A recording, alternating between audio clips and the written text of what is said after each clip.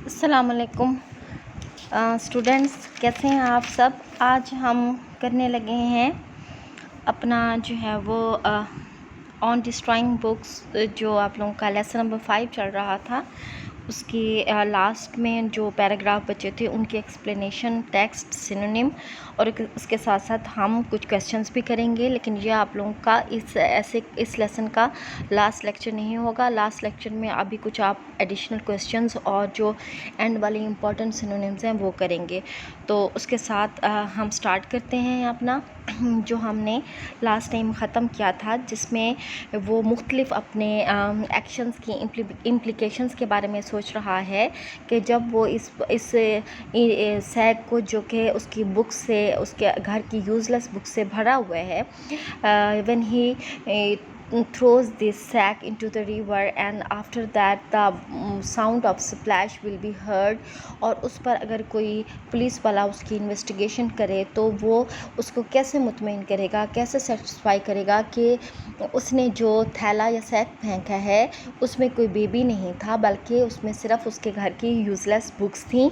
और इन्हीं मतलब मुख्तलिफ़ किस्म के उसके जो इम्प्लिकेशंस हैं या उसकी जो वहम उसके अंदर थे, उसकी वजह से वो उसके अंदर ये करेज पैदा नहीं हो रही थी कि वो उस सैक को जो है वो दरिया में डाल सके या दरिया में फेंक सके, क्योंकि वो इन्हीं ख्यालात की वजह से मुसलसल बुज़दिली दिखा रहा था।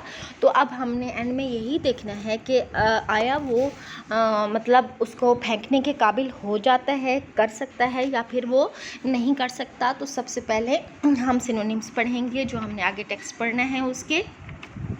जी, स्ट्रेट, तो स्ट्रेट मीन घूमना फिरना, वॉन्डर्ड, लॉइटर्ड, लिंगर्ड, इसके बाद है move to and fro.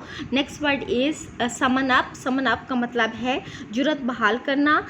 Next इसके सिनोनिम्स हैं muster up, overcoming fair.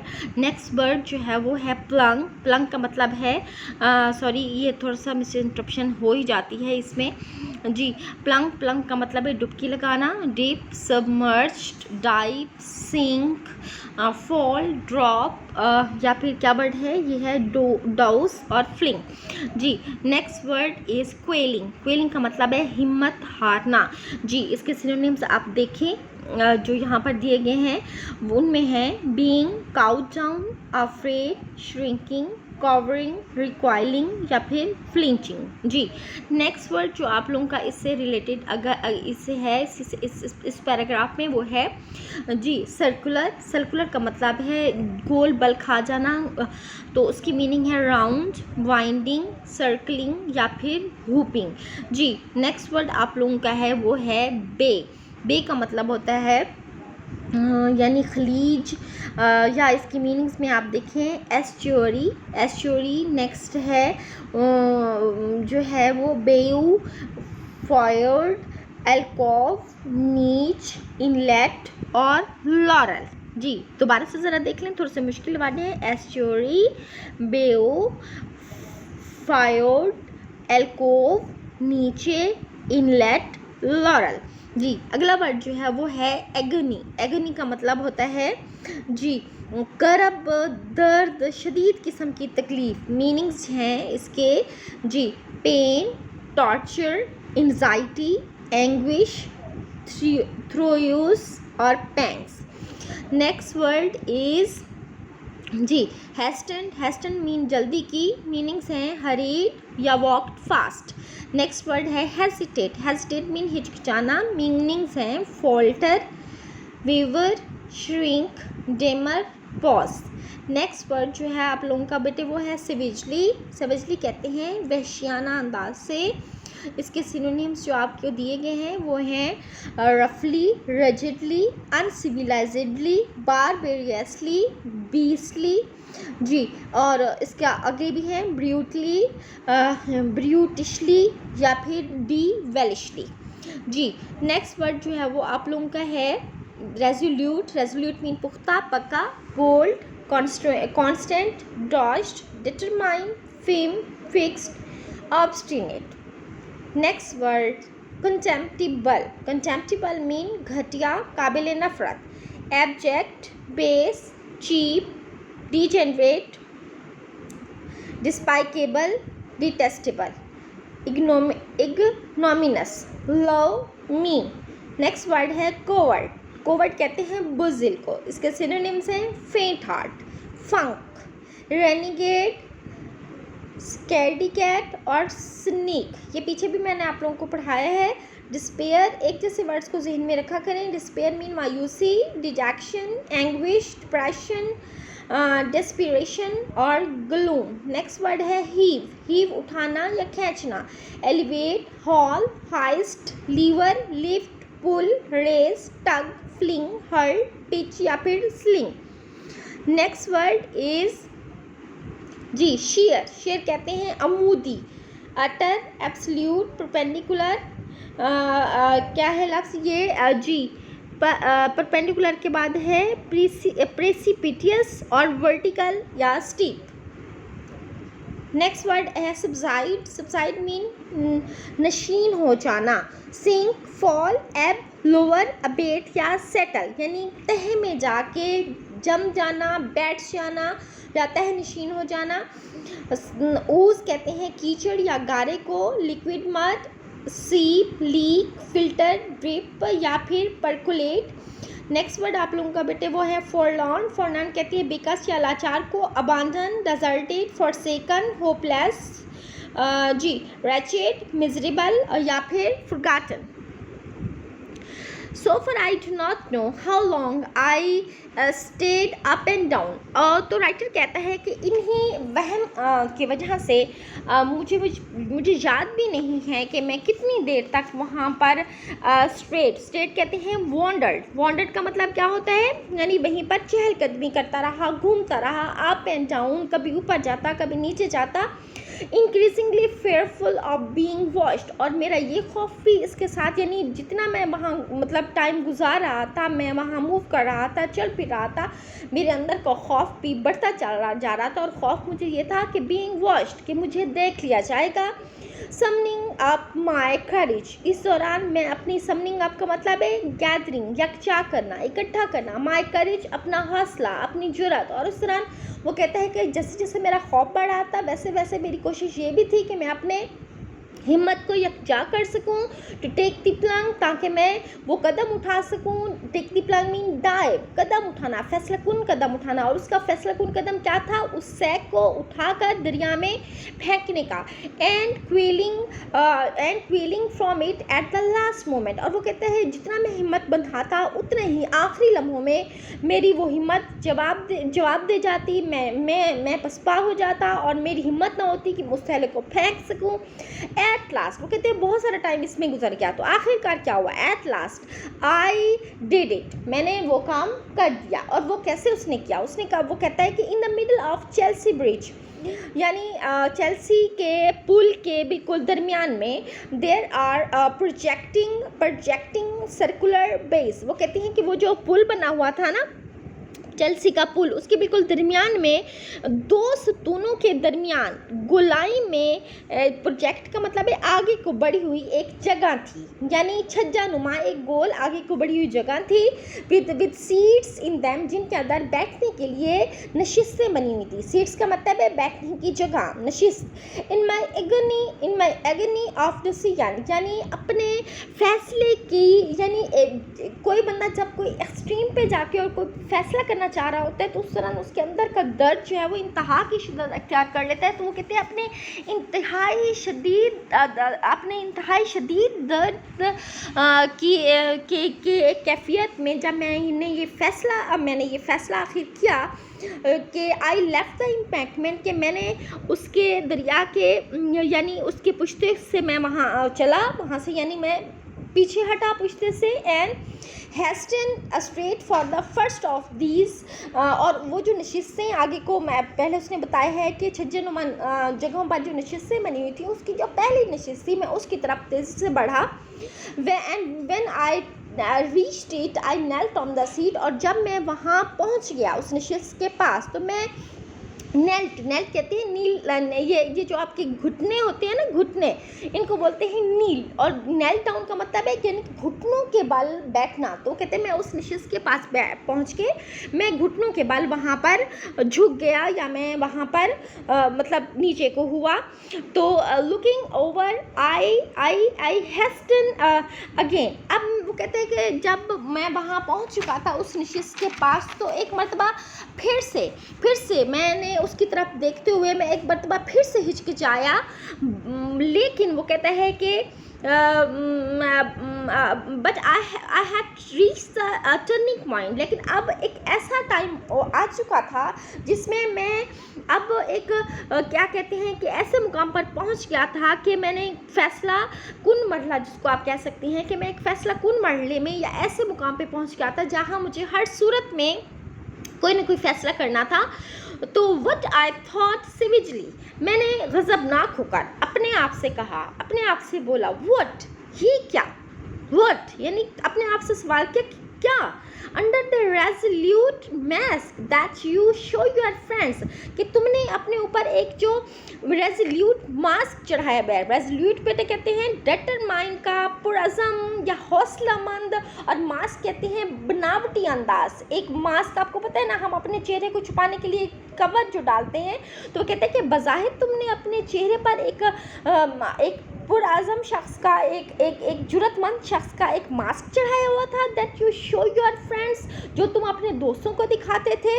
Is there really a shrinking and a contemptible coward, तो क्या उसके अंदर वाकई में एक स्पाई इख्तियार करने वाला और एक काबिल नफरत बुज़दिल छुपा था? यानी बज़ाहिर तो तुम पुरअज़म दिखाई देते थे और तुम्हारा ये चेहरा तुम्हारे दोस्तों के लिए था, लेकिन रियलिटी में, रियली हकीकत में श्रिंकिंग कहते हैं श्रवलिंग, जिसका मतलब है शिकस्त इख्तियार करने वाला, जल्दी से शिकस्त को कबूल कर देने वाला, और कंटेम्प्टिबल काबिल नफरत। कोवर्ड आपको पता है बुज़दिल या टिमिड को बोलते हैं। तो क्या वो दर हकीकत यानी वो आर्ट थी और उसके पीछे एक बुज़दिल काबिल नफरत स्पाई इख्तियार करने वाला शख्स छुपा था। इफ़ यू फॉल नाउ, अगर तुम आज गिरते हो, you must never hold your head up again, तो तुम दोबारा कभी, नेवर होल्ड का मतलब है कभी अपना सर उठा के जो है वो दोबारा से नहीं जी पाओगे। एनी हाउ, जो भी हो, what if you are hanged for it, चाहे अब तुम इसके लिए फांसी पर ही क्यों ना चढ़ जाओ। Good God, you warm better man than you have gone to the gallows, यानी तुम मतलब ये कि उसने कहा कि अब चाहे तुम्हें इसकी वजह से अपने आप से वो कह रहा है कि चाहे तुम्हें आप इसकी वजह से फांसी पर ही क्यों ना छुड़ा दिया जाए, तो तुम्हें अब हर सूरत अपने आप से कहते हैं यानी खुदा के लिए अब भी तुम्हें ये करना ही पड़ेगा। With the courage of despair, यानी जब एक इंसान एक मायूसी की हद तक पहुंच जाता है तो उसके बाद एक अंदर से एक अजीब किस्म की हिम्मत जो है उसके अंदर पैदा होती है। तो वो कहते हैं कि अपनी उस मायूसी की शदीद तरीन कैफियत के बाद होने वाली जुर्रत की वजह से आई टुक अ हीव कहते हैं टेक अ डीप ब्रेथ, यानी एक बहुत ऐसे करके तेज़ सांस लेना। मैंने एक तेज़ किस्म का एक गहरी एक मैंने सांस भरी, भरी। द सैक ड्रॉप्ड और शेयर, और वो थैला आखिर सीधा, शेयर कहते हैं बिल्कुल सीधा, स्ट्रेट वर्टिकली जाके गिरा। अ वर्स्ट स्प्लैश, बहुत बड़ी छपाके की आवाज़ आई। देन साइलेंस फेल अगेन, और उसके बाद दोबारा से खामोशी छा गई। नो वन केम, कोई नहीं आया। आई टर्न्ड होम, मैं घर लौट आया। And as I walked I thought a little sadly of all those books falling into the cold torrents, settling slowly down through the pitchy dark and subsiding at last on the ooze. ये long sentences को मैं break करके आप लोगों को बताती हूँ, ठीक है। वो कहते हैं कि एज आई वॉक्ड, पीछे से चले, यानी जहाँ से हमने स्टार्ट किया था ना, नो वन केम के बाद आई टर्न्ड होम, मैं घर वापस आया। एंड एज आई वॉक्ड, और जो ही मैं, वो कहते हैं कि मैं चल रहा था, मैं वापस आ रहा था, तो क्या है कि आई I thought a little sadly, मैंने थोड़ा सा अफसुर्दा होकर मैंने सोचा, of all those books, उन तमाम किताबों के बारे में, falling into the cold torrents, जो कि गिर रही होंगी, into the cold torrents, उस दरिया के ठंडी यख यानी मौजों में, settling slowly down, Aahista Aahista नीचे को उन्होंने बैठना शुरू हो गई होंगी, through the pitch dark, and उस गहरे घुप अंधेरे में, and subsiding at last on to the ooze of the bottom, और आखिरकार उसके तह या पेने के कीचड़ में जाकर उन्होंने नीचे तहनशीन हो जाना है, there to lie forlorn, और हमेशा वहाँ तन्हा रहना है, एंड फॉरगॉटन, और फरामोश हो जाएंगी, फरामोश कर दी जाएंगी, मतलब कोई भी उनको याद नहीं करेगा, whilst the unconscious world of man went on, जबकि उनसे बेखबर इंसानों की दुनिया उसी तरीके से ही चलती रहेगी। यानी वो किताबों के लिए ऐसे सोच रहा है जैसे कि वो बुक्स को बड़ी ही यानी ऐसी चीज़ समझ रहा है कि जो क्या कह सकते हैं कि थोड़ा सा जैसे आपकी कोई बहुत अजीज़ को बहुत ही कीमती चीज़ जब आपसे खोती है तो आप थोड़ी देर के लिए उसके बारे में सोचते हैं, लेकिन वो ये कह रहे हैं कि दुनिया जो है वो इसमें एक थोड़ा सा ऐसी हकीकत के बारे में भी है, जैसे इवन के हम कह सकते हैं कि कोई हमारा करीब तरीन भी अगर इस दुनिया से चला जाता है तो भी हम कुछ अर्से के लिए तो उसको याद करते हैं और फिर उसको फरामोश कर देते हैं। ये तो खैर फिर भी बुक्स नहीं, वो कहते हैं ये बुक्स बेचारी ऐसे ही तहनशीन हो जाएंगी और फिर हमेशा तनहा वहाँ पड़ी रहेंगी, कोई उनको याद नहीं करेगा और बेखबर इंसानों की दुनिया ऐसे ही चलती रहेगी। जी आगे है सिनोनिम्स कुछ हैं, देखें आप जी। अनकॉन्शियस मीन बेखबर, insensible numb, senseless stunned, blind to, deaf to, heedless to, ignorant and oblivious.